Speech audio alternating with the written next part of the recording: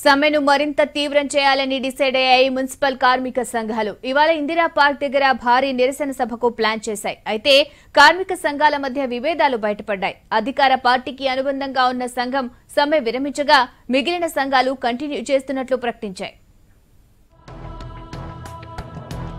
Municipal కార్మికుల సమ్మె 6వ రోజుకు చేరింది. ఎంతకీ పట్టు వీడటం లేదు కార్మికులు. జీతాలు పెంచే వరకు సమ్మె ఆపేది లేదంటున్నారు. మరోవైపు సర్కార్ కూడా కాంప్రమైజ్ అయ్యేందుకు రెడీగా లేదు. ప్రత్యామ్నాయ ఏర్పాట్లపైనే మెయిన్గా ఫోకస్ చేస్తోంది. దీంతో నగరాలు చెత్తతో నిండిపోయాయి. కార్మికుల సమ్మెతో 5 రోజులుగా చెత్త రోడ్లపై ఎక్కడికక్కడే పేరుకుపోయింది. దీంతో ప్రైవేటు వ్యక్తులతో చెత్త క్లీన్ చేయించే ప్రయత్నం చేశారు జీహెచ్ఎంసీ అధికారులు. కానీ అధికారుల ప్రయత్నాన్ని కార్మికులు అడ్డుకున్నారు. దీంతో పరిస్థితి ఉద్రిక్తంగా మారింది.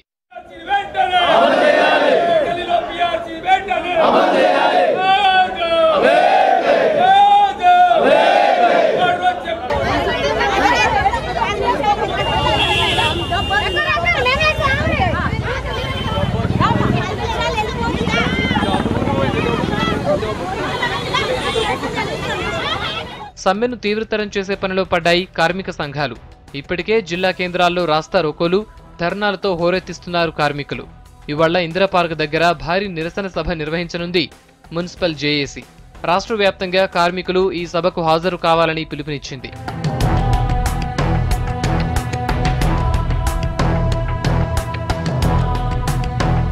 మరోవైపు కార్మిక సంఘాల మధ్య సమ్మె విషయంలో క్లాషెస్ వచ్చాయి. తాము సమ్మె విరమిస్తున్నట్లు ప్రకటించింది జీహెచ్ఎంసీ ఎంప్లాయీస్ యూనియన్.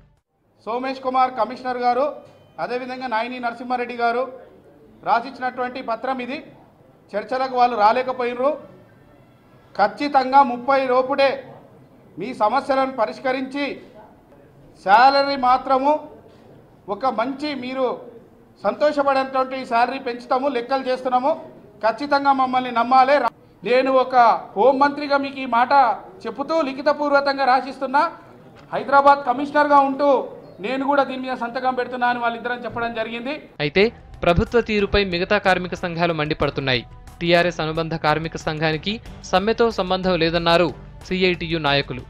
నోటీసు ఇచ్చిన 7 కార్మిక సంఘాలు సమ్మె విరమించేది లేదని క్లారిటీ ఇచ్చాయి. సమ్మెలో లేని కార్మిక సంఘాలతో ప్రభుత్వం చర్చలు ఎలా జరుపుతుందన్నారు. టీఆర్ఎస్ అనుబంధ సంఘంగా చెప్పుకుంటున్నటువంటి ఒక సంఘం ఒప్పందం చేసుకుని సమ్మె విరమించినట్టు, సమ్మె చేయనటువంటి సంఘం సమ్మెను విరమిస్తున్నాను ప్రకటించడంలో అర్థం లేదు. సమ్మె 7 సంఘాలు చేస్తున్నాయి. ఈ 7 సంఘాలు ఈ సమ్మెను విరమించడం లేదు. డిమాండ్లు పరిష్కరించేంత వరకు ఎట్టి పరిస్థితుల్లోనూ సమ్మె ఆపేది లేదంటున్నాయి కార్మిక సంఘాలు.